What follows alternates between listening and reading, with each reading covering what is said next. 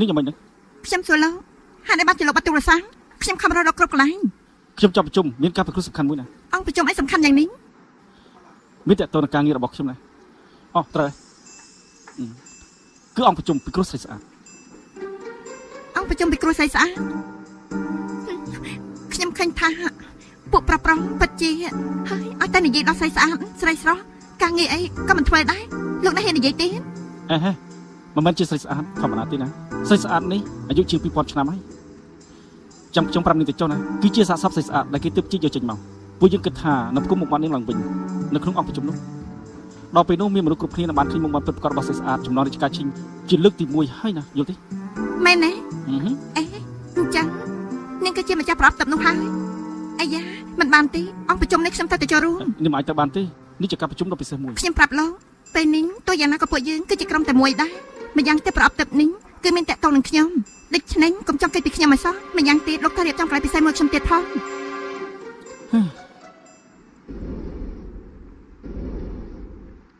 មកដល់ហើយ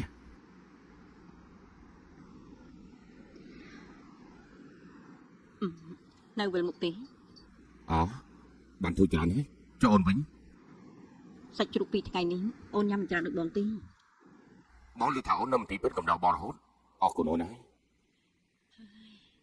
នៅមន្ទីរពេទ្យកំដៅបង2ថ្ងៃនោះមានអីអស្ចារ្យដែរអូនកំដៅបងអស់មួយជីវិតទៅហើយពេលនេះបានន័យថាកំដៅគ្នាឬក៏ខាតដើមអញ្ចឹងចាំមើលសកម្មភាពបងមើលសុំជិញបាទសុំជិញអរគុណសុំជិញបាទសុំជិញតាមអរណាអង្គប្រជុំពីគ្រូស្រីស្អាតនាងពិតចំមកមែនឯណាឯខ្ញុំនោះទៅគួយខ្លោសិនទៅមិនបានទេអេខ្ញុំទៅខាងនេះនេះគុំគួយកន្លែងនេះជាភ័យឯកទេសទេខ្ញុំក៏ជាឯកទេសដែរសួស្ដីចាអូសួស្ដីនៅគ្មានអលហកពិតជាមានសមត្ថភាពមើលនោះសួស្ដីខ្ញុំឈ្មោះកាឡានេះនិយាយថាម៉េចសួស្ដីខ្ញុំតាក់ម៉ាស៊ីនស្រូបសំឡេងស្ដាប់ឮហើយមិនស្អីខ្លាំងយ៉ាងនេះទេសំតើ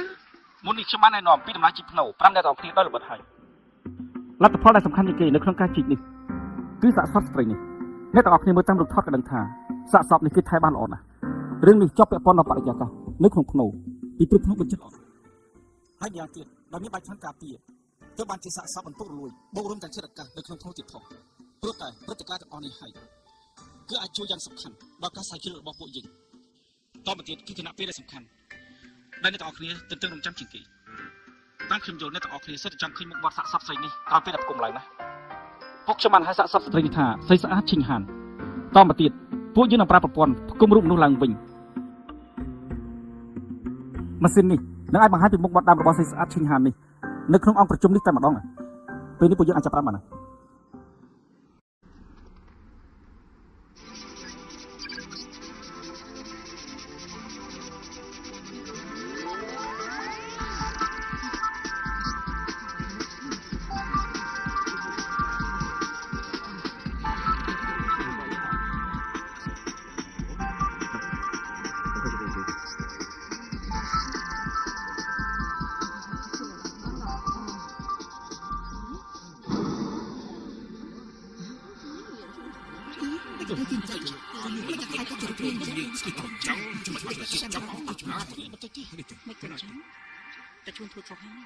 នេះគឺធ្វើតាមប្រព័ន្ធកុំព្យូទ័រអត់មានធូរខុសទេលុះត្រាតែប្រព័ន្ធនោះខុស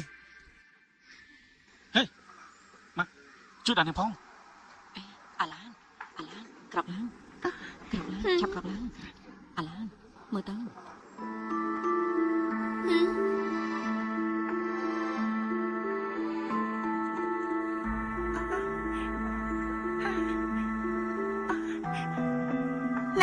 តែឈូនមិនដល់ជារូបថតខ្ញុំនៅក្នុងហ្នឹងហើយនៅធ្វើមកសក់បរតដល់ចម្លែកទេខ្ញុំដឹងហើយតែឈូនខ្ញុំគាត់តែមិនប្រយ័ត្នទេលោកប៉ុណ្ណឹងលោកចាំបាច់ខ្វះខ្ញុំអាម៉ាមុខនេះចំពោះមុខអ្នកទាំងអស់គ្នាដែរលោកគួរហេតុពេកហើយ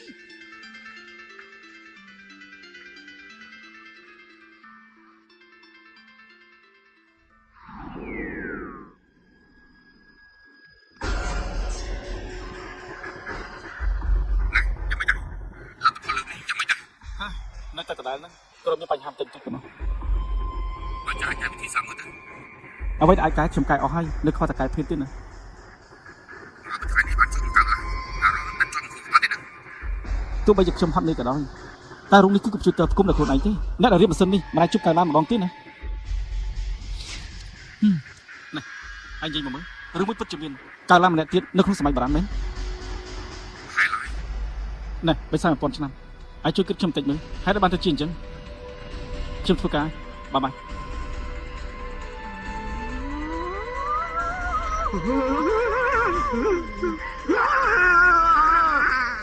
ិនមិនខំធ្វើពុតទេ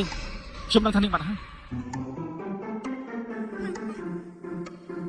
ចាំមែនមិនចេះសហការបន្តិចសោះធ្វើមិត្តភក្តិជាមួយលោកមិនក៏អត់សក់ម្លេះ បើខ្ញុំជឿរឿងខ្មោចខ្ញុំធ្វើការងារនេះទេណា យ៉ាងម៉េចនៅនឹកស្អីស្អាតឆេងហានអាយុជាង2000ឆ្នាំរបស់លោកទេ ខ្ញុំពិតយល់ថារឿងនេះចម្លែកណាស់មិនក៏ស្រីម្នាក់អាយុជាង2000ឆ្នាំរូបរាងដូចនាងម្ល៉េះហើយរឿងដែលគាត់ជួនគឺពួកខ្ញុំជាអ្នកជីកចេញមកទៀត ខ្ញុំក៏ងាយឆ្ងល់ដែរតែលោកនឹងទេតាំងពីខ្ញុំបានឃើញរូបនោះហើយខ្ញុំយល់ថាខ្លួនឯងដូចជាសັບតែទៅកាលពីជាង2000ឆ្នាំមុនអញ្ចឹងមិនបានទេខ្ញុំទៅតែយកកាឡាននេះសរសេរនៅក្នុងរឿងនិទានរបស់ខ្ញុំ អញ្ចឹងនេះគឺថាសរសេរខ្លួនឯងយ៉ាងម៉េច ចាំបាច់សួរដែរប្រកាសជាស្អាតក្លាហានហ៊ានលះបោះអ្វីៗទាំងអស់ដើម្បីស្នេហាខ្លួនឯងហើយប៉ុន្តែដល់ចុងក្រោយប្រកាសជាសត្វដោយសាសនាហើយពីព្រោះមានតែបែបនេះទៅថ្លៃគេរំភើបចិត្តលោកយល់ទេ ខ្ញុំធ្លាប់លើកគេនិយាយថាអ្វីដែលខ្លួនឯងមិនអាចធ្វើបានធ្វើមិនសម្រេចនៅក្នុងពិភពពិតនេះសុទ្ធតែយកទៅសរសេរនៅក្នុងសភៅទាំងអស់ណានាងនិយាយពីខ្លួនឯងមែនទេ នេះខ្ញុំមករកលោកដើម្បីឲ្យលោកចំអន់ឲ្យខ្ញុំ អេនេះមិនអាចថាចំអន់ទៅអូបានហើយទុកថាខ្ញុំចូលរៀនថ្នាក់ស្អីស្អាតរាជការឈិញមួយម៉ាត់ទៅចុះណាបានទេសុំចេញ អញ្ចឹងបានត្រូវធ្វើកម្មកិរិយាឲ្យត្រឹមត្រូវ អូខេ លោកចាំស្ដាប់ណាកៅឡានតន់ផ្លុនចាត់ទូលីស្អាតរំតុំអេលោកសាយស្អីហ្នឹង អូខេបានបន្តទីចុះខ្ញុំជប់សាច់ ប៉ុន្តែខ្ញុំពិតជាមិនតន់ផ្លុនចាត់ទូលីនេះស្អាតរំតុំមែនអាយ៉ាអាក្រក់មកពីលោកហ្នឹងខ្ញុំគឺនិយាយកៅឡានកាលពី2000ឆ្នាំមុនមិនមែនពេលនេះទេកៅឡាននោះសុភាពរៀបសារចិត្តល្អអ្នកណាឃើញក៏ស្រឡាញ់ដែរអេជាពិសេសគឺជាចិត្តដំស្មៅដាំផ្កាអត់តែមានពេលទំនេរគឺនៅក្នុងសួនច្បារ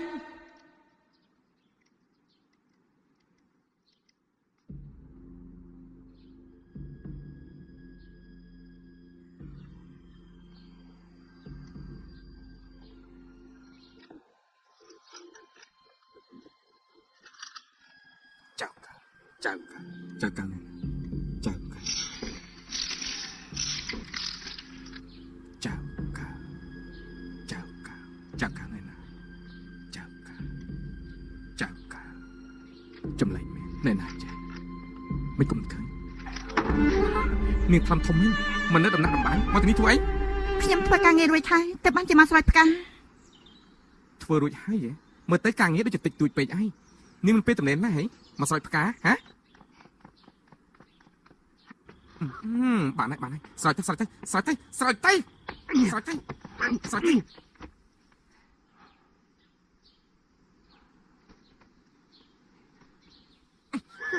ស្រោចទៅស្រោចទៅស្រោចទៅស្រោចទៅធ្វើស្អីហ្នឹងមិនក៏លោឡាមែនដឹងថាយើងកំពុងទទួលប្រៀបបញ្ជាមកស៊ើបដំណឹងទេស្រេចលោឡាឡើងយើងមិនអាចបដិមអារម្មណ៍ផ្ដេសផ្ដាស់មែនអញ្ចឹងបានជានៅកិច្ចគេមកជីវិតតែឆ្ងាយណាបាន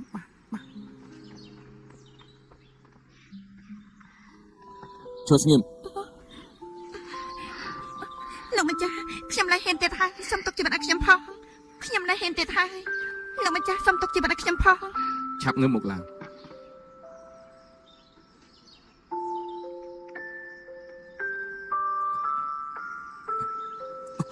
កៅឡាអូនធ្វើអីហេតុអីក៏អូនមកដល់ទីនេះ លោកម្ចាស់ លោកម្ចាស់ស្អីបងគឺបងប្រុសអូនណាអូនមិនទេគឺបងណា ខ្ញុំមិនដាស់មានបងប្រុសទេមានតែបងស្រីពីរនេះ យេអង្គុយសិនអង្គុយគិតមើលស្រួលមើលតើហេតុអីក៏អូនមកដល់នគរឈិងមិនក៏អូនមកទីនេះហើយអូនមកទីនេះដោយរបៀបម៉េចនិយាយប្រាប់អស់មកនិយាយមក លោកម្ចាស់ តើអូនមកទីនេះដោយវិធីណា តាមណាខ្ញុំជាមនុស្សនគរឈូវិនិច្ឆ័យហើយក៏ចាត់មករាជរាំងធ្វើជាអ្នកបម្រើជាង6ឆ្នាំហើយពេលនេះធ្វើការនៅដំណាក់ដេប៉ា 6 ឆ្នាំហើយនាងអត់មានច្រឡំទេនាងឈ្មោះអី ខ្ញុំឈ្មោះសេវយីលោកម្ចាស់អាចទៅស៊ើបសួរគេ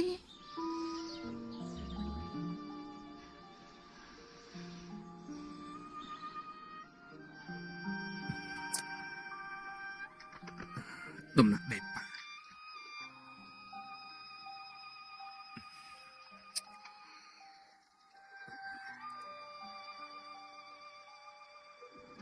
សៀវយីស្រីនគរឈូ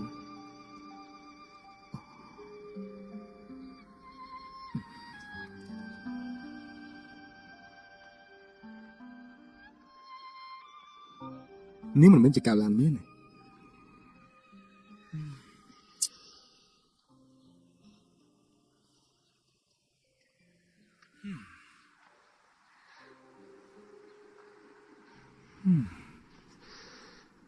មើលយូរទៅដូចគ្នាពេកហើយ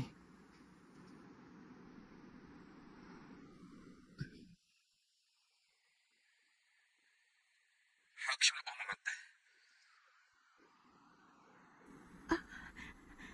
ខ្ញុំមិនហ៊ានទេ មិនអីទេនាងឆាប់ហៅទៅខ្ញុំមិនបន្ទោសនាងទេ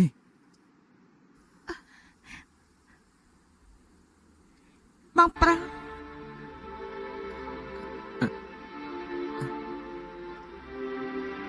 កុំហៅបងប្រុស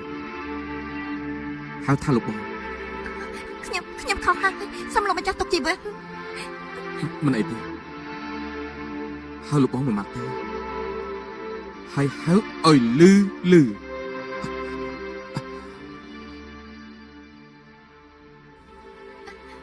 លបង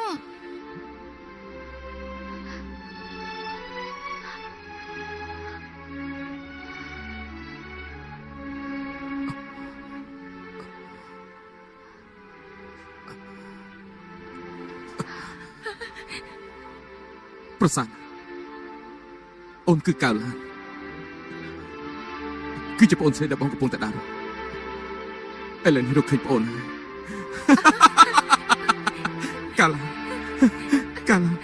កៅឡាន លោកម្ចាស់ បងនឹកអូនណា លោកម្ចាស់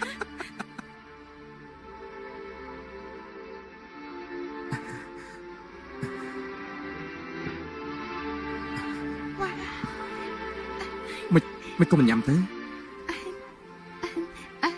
ចំណីឆ្ងាញ់ច្រើនយ៉ាងនេះខ្ញុំមិនដឹងថាញ៉ាំមួយណាមុនទេ ម្ហូបច្រើនពេកមិនដឹងគួរញ៉ាំយ៉ាងម៉េចទេអញ្ចឹងចាំអូននិយាយប្រាប់អូនណានេះជាម្ហូបដែលបងជំនាញធ្វើជាងគេណែឆាប់សាក់ភ្លាមទៅហឹម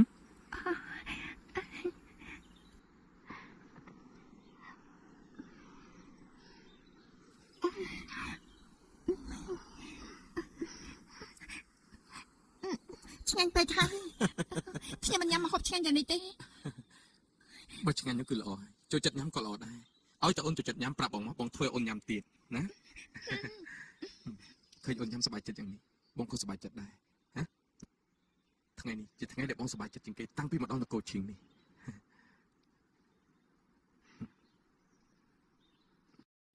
យ៉ាងម៉េចហ្នឹងស៊ីយី លោកម្ចាស់លោកចំពោះខ្ញុំពេកហើយ ខ្ញុំប្រាប់ឲ្យថាកុំឲ្យហៅខ្ញុំលោកម្ចាស់ទៀតហៅខ្ញុំថាលោកបងចាប់ពីពេលនេះតទៅខ្ញុំគឺជាបងបង្កើតរបស់អូនអូនឯងគឺជាប្អូនស្រីបង្កើតរបស់បងហឹម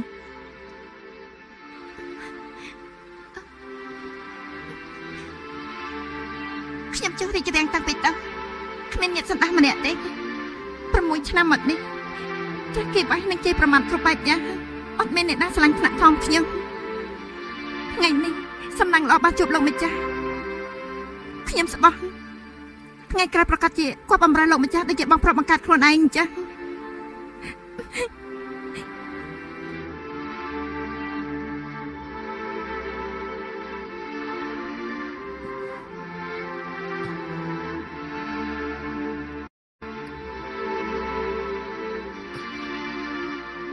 ប្អូនស្រីឡើយកុំខ្លាចចាប់ពីពេលនេះទៅបងនឹងស្រឡាញ់ប្អូនថ្នាក់ថ្នមប្អូនធ្វើជាខ្នងមកឯងប្អូន លេងមិនណាហ៊ានធ្វើបាបអូនទៀតណា លោកបង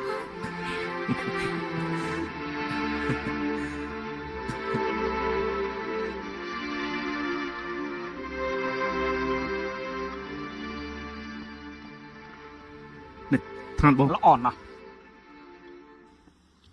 ហ៎ មានបងស្លៀកពាក់បែបនេះបងប្រុងចូលវិញ ឯងទីត្រូវហើយណាស់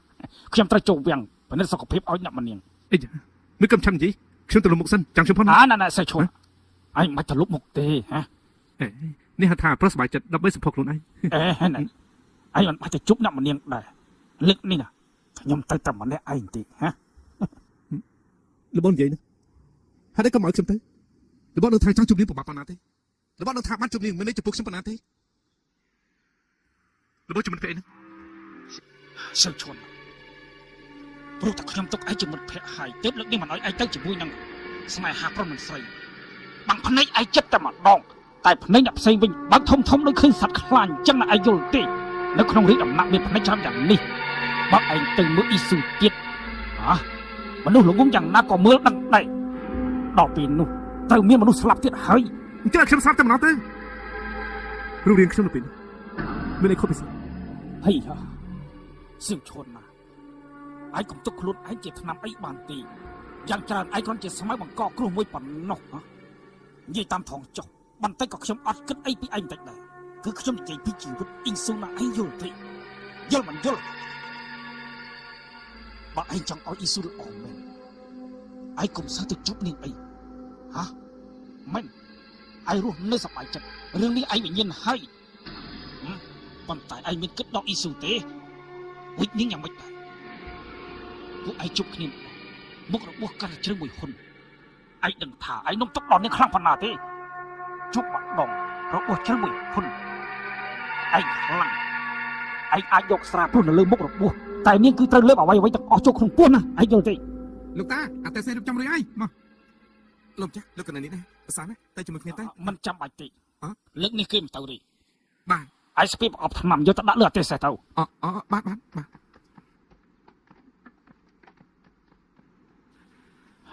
សៀវឈុនខ្ញុំរំលឹកឯងទៀតណាដើម្បីអ៊ីស៊ូរឿងឯងទាំងពីរនាក់នេះ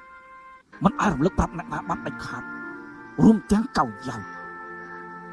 រួមទាំងសាន់ប៉ៅ លបងឈប់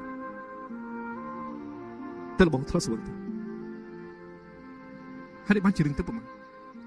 លបងសិតតែមើលដល់ច្បាស់យ៉ាងនេះ ខ្ញុំស្វឹងឬអត់គឺស្ថិតក្នុងកែវភ្នែកពួកឯងតែខ្ញុំស្វាងឬមិនស្វាងគឺស្ថិតនៅលើក្នុងចិត្តខ្ញុំណោះ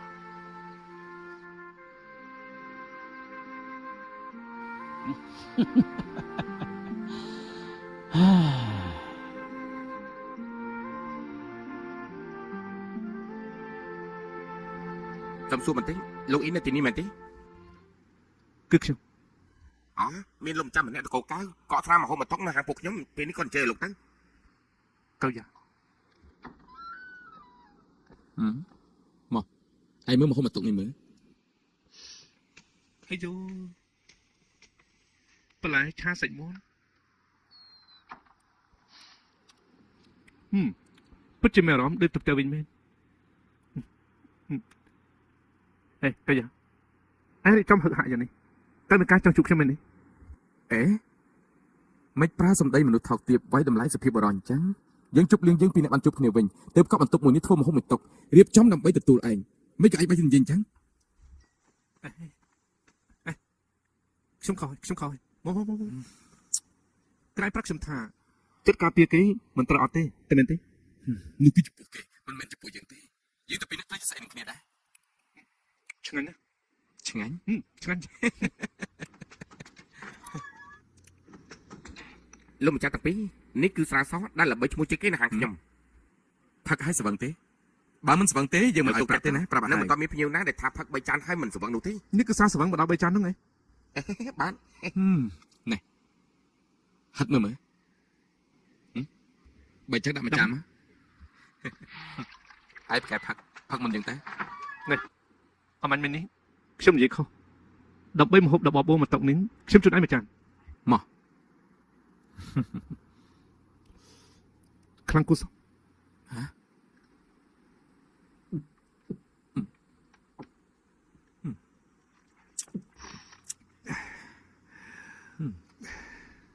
យ៉ាងម៉េច ឆ្ងាញ់ស្រានេះខ្លាំងជាងស្រាស្វឹងដែលខ្ញុំផឹកនៅមង្គលទៅទៀតកាលនោះខ្ញុំទៅមង្គលថតរូបទេសភាពនៅទីនោះស្អាតណាស់នេះកងវានៅទីនោះស្មានៅទីនោះនឹងសេតនៅទីនោះស្អាតអស្ចារ្យណាស់ អូ រៀបទឹកក៏ពិសេសណាស់ដែរពិតជាពិសេសខ្លាំងណាស់កាលនោះខ្ញុំពិតជាសប្បាយអស្ចារ្យណាស់ ផឹកឲ្យច្រើនទៅណាផឹកទៅ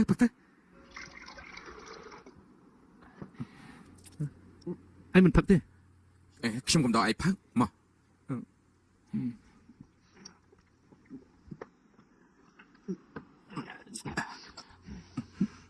ខ្ញុំប្រាប់ស្រានេះពិតជាខ្លាំងមែនបើនៅឆ្នាំ2010ស្រាខ្លាំងបែបនេះអ្នកណាតែហ៊ានផឹកនោះមកជាស្រាខ្លាំងៗហើយមែនទេ នៅទីនេះមានស្រាឯងផឹកឲ្យច្រើនទៅដាច់ខាតមិនមែនជាស្រាខ្លាំងៗទេម្ហូបទាំងនេះញ៉ាំតាមចិត្តទៅដាច់ខាតអត់មានថ្នាំពុលទេខ្យល់អាកាសទីនេះឯងស្រូបតាមចិត្តទៅអត់មានជាតិផ្សែងឡានអីទេ នេះកាយ៉ាឯងពិតជានិយាយត្រូវណាស់ខ្ញុំយល់ថាទីនេះល្អជាងឆ្នាំ2010ឆ្ងាយណាស់ប៉ុន្តែមានចំណុចមួយនៅតែគឺឆ្នាំ2010លោកគឺជីវិតមនុស្សនៅទីនេះគ្មានតម្លៃអីបន្តិចទេពួកគេចង់សម្លាប់ក៏សម្លាប់គ្មានតម្លៃទៅសោះនៅមានទៀតមនុស្សនៅទីនេះមានល្បិចច្រើនពេកហើយពួកគេក្លែកក្លាច់ណា ឯងនិយាយត្រូវណាមកផឹកមួយចានទៀតទៅមក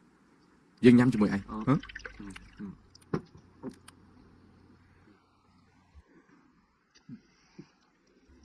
ណែហាមកអ ឯងបញ្ចុកខ្ញុំហ៎ គួរសមណាស់មែនទេ ខ្ញុំសប្បាយចិត្តពេកហើយ ខ្ញុំក៏សប្បាយចិត្តដែរ សប្បាយចិត្តណាស់ ខ្ញុំក៏សប្បាយចិត្តដែរណាខ្ញុំក៏សប្បាយចិត្តដែរផឹកសាជាមួយឯងពិតជាសប្បាយចិត្តណាហេណែអាយ៉ាស្រានេះពិតជាខ្លាំងដល់ម្លឹងណោះអេលោកម្ចាស់តែមានកាយដែរ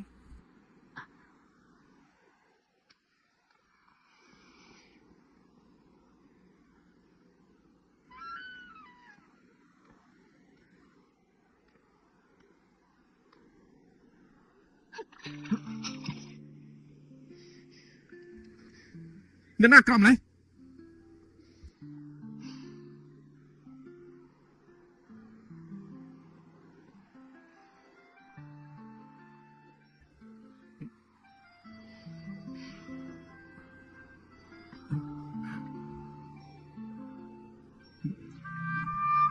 មានរឿងអី មានរឿងអីអូននៅចង់សួរបងថាមានរឿងអីទៀតផងមកបងណាខ្ញុំខ្លាចសាប់ពេកខ្លួនទៀតហើយយ៉ាងម៉េចបងតែក្រៅចិត្តផឹកញ៉ាំស្រីទៀតហើយ អត់មានទេមិញនេះបងផឹកស្រាជាមួយបងប្រុសអូនមិនក៏អូននៅទីនេះ មិនក៏អូននៅទីនេះតែមានតែពួកបងចេះលេងល្បែងខ្លងផងអូនមិនចេះលេងទេ បងមិនមែនកំពុងយកសពទេអូនគឺកាលណាមែនទេហ៎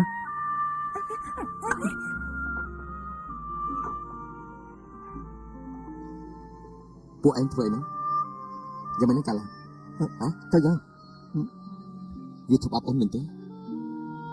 ស៊ីឈួរខ្លាំងឯងធំពេកហើយហ៊ានធ្វើបាបអូនស្រីយើងផងនៅចំពោះមុខយើងឯងហ៊ានធ្វើបាបអូនស្រីយើងផង អមិនមែនទេខ្ញុំផឹកច្រើនពេក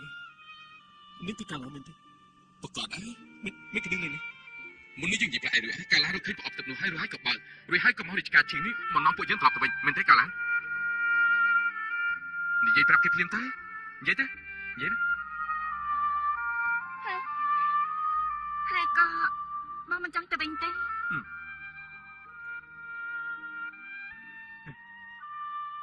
ងធ្វើអីហ្នឹង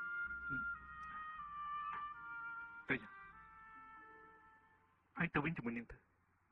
ខ្ញុំចង់នៅទីនេះខ្ញុំមិនទៅវិញទេ អញ្ចឹងអញនិយាយប្រាប់នាងខ្លួនឯងទៅជាមួយនាងថាយ៉ាងម៉េច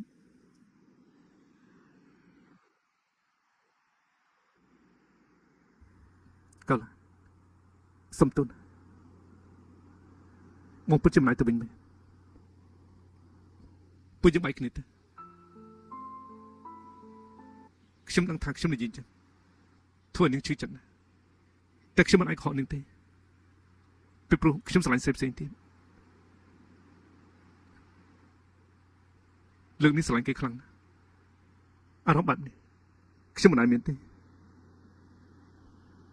នេះមកភ្លេចខ្ញុំចោលទៅសុំទោស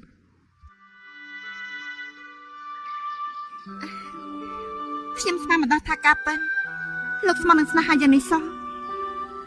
ខ្ញុំរំភើបចិត្តណាស់ បងអូនស្រីកុំស្ដាប់វានិយាយផ្ដេសផ្ដាស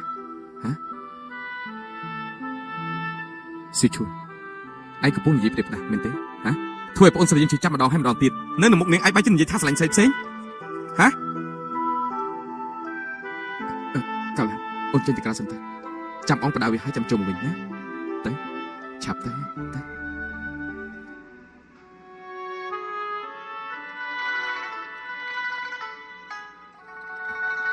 ស៊ីឈួនបាននេះថាម៉េចហ៎ម្យ៉ាងទៀតមនុស្សស្លាប់ទៅហើយមិនអាចរស់ឡើងវិញទេឯងមិនអាចគិតទៅពីនាងហើយមិនអាចចាប់ផ្ដើមសារថ្មីនោះទេ ពីខ្ញុំមិនមាននិយាយពីលីស៊ូទេ មិនមែនលីស៊ូទេនៅមានស្រីផ្សេងទៀតហ៎ស៊ីឈួនឯងពិតជាអស្ចារ្យមែនយកទម្លាប់សម័យថ្មីមកដល់បុរាណបងស្រីយើងមកឆ្ងាយយ៉ាងនេះគឺមកមើលឯងបានត្រឹមតែបកស្រាយប្រាប់នាងថាឯងមានស្រីផ្សេងទៀតអស្ចារ្យឯងពិតជាអស្ចារ្យមែន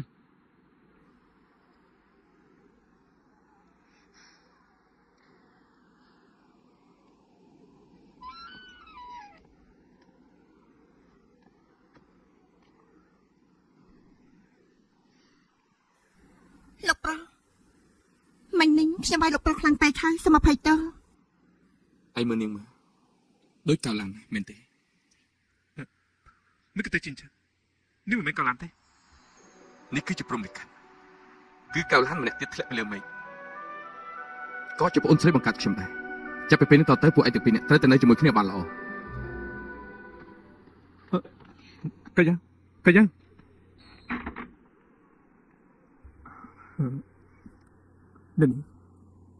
នេះមិនមែនជាកលានទេ ខ្ញុំឈ្មោះសិលយី សិលយី ជួយបងស្រីខ្ញុំផងដែរជួយបងស្រីខ្ញុំផងដែរ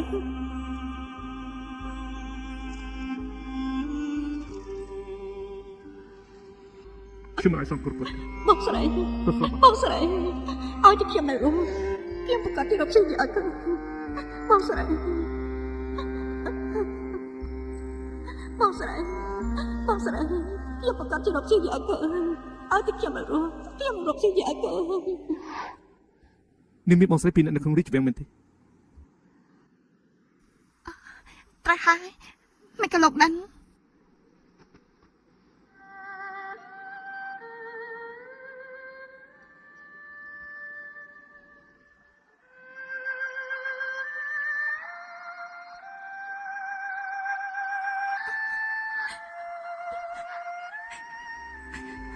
នេះគឺកងដៃដែលបងស្រីទេ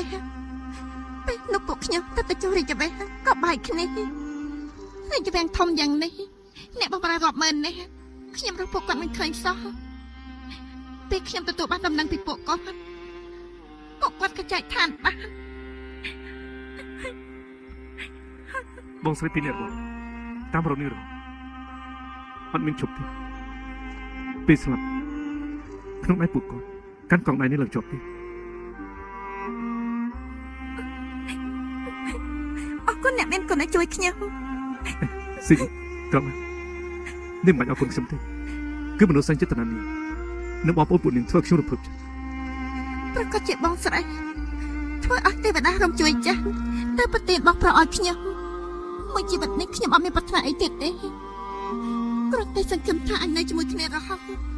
មិនបែកគ្នាទេ ស៊ីបើថ្ងៃក្រោយនាងមានរឿងអីត្រូវការខ្ញុំជួយនាងមកខ្ញុំមកជួយនាងអស់ពីស្មាត់ អរគុណលោកប្រុសអីខ្ញុំសរសើរលោកដែលស្មោះចំពោះស្នេហាមិនដឹងថានារីដែលលោកប្រុសយំដើម្បីគេនោះពេលនេះយ៉ាងម៉េចហើយ គេដើម្បីគុណធម៌លះបង់អ្វីៗរបស់ខ្លួនឯងទាំងអស់ អញ្ចឹងនាងប្រកាសជានារីក្លាហានម្នាក់ហើយ តែខ្ញុំសង្ឃឹមថាគឺជាស្រីសាមញ្ញធម្មតាម្នាក់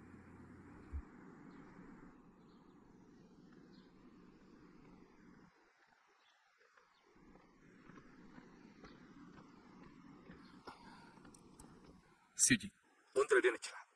ត្រូវចាំអ្វីដែលជាទម្លាប់និងចំណុចចិត្តរបស់អ្នកម្នាងការហូបចុករបស់អ្នកម្នាងត្រូវកត់ទុកទាំងអស់យល់ទេថ្ងៃក្រោយប្រកាសជាមានប្រយោជន៍ចាំឲ្យច្បាស់ណា អ្នកបងនិយាយអីខ្ញុំមិនធ្វើនឹង អូនឯងជាមនុស្សចេះគិតណាបើកាឡានវិញប្រកាសជាស្រែកកំហុកដាក់បងវិញហើយ បបប្រោកាឡានគឺអ្នកណា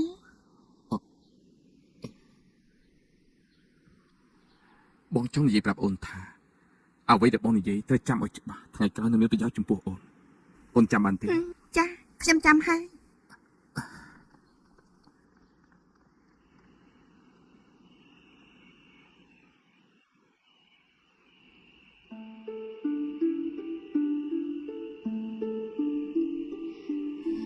បងស្រី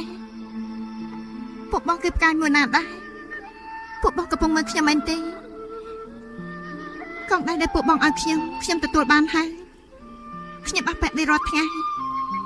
ដូចជាពួកបងនៅក្បែរខ្លួនខ្ញុំអញ្ចឹងបងស្រីថ្ងៃនេះខ្ញុំសប្បាយចិត្តណាស់ពេលនេះខ្ញុំលែងអាចកោតទៀតហើយពីព្រោះខ្ញុំមានបងប្រុសម្នាក់ស្រឡាញ់ខ្ញុំណាស់នៅមានបងអ៊ីម្នាក់ទៀតគាត់ជាមនុស្សល្អណាស់មានគុណធម៌ណាស់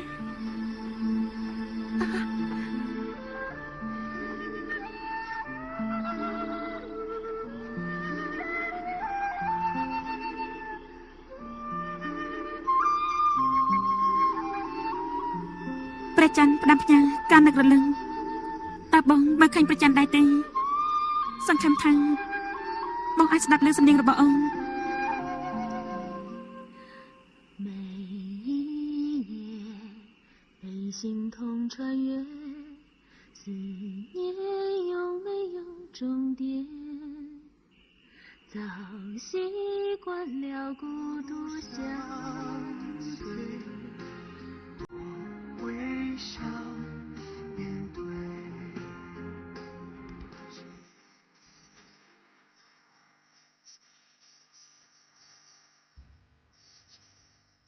ទីសុខអូនអាចស្ដាប់ដូចកាន់លើរបស់បងទៅគឺអត់ដាក់បងភ្ញាក់មែនទេ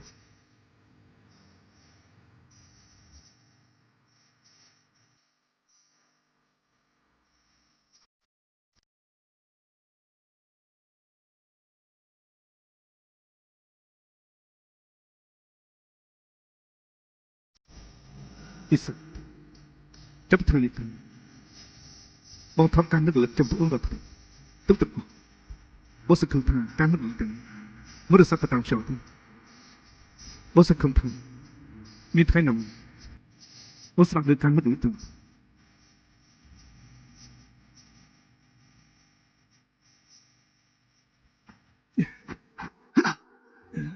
nè có chất nhung cắt tập đồng ấy nhung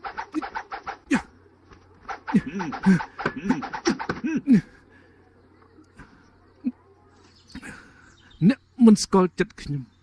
មកអង្វរខ្ញុំមេឃខៀវស្រងាត់មនុស្សនៅឯណា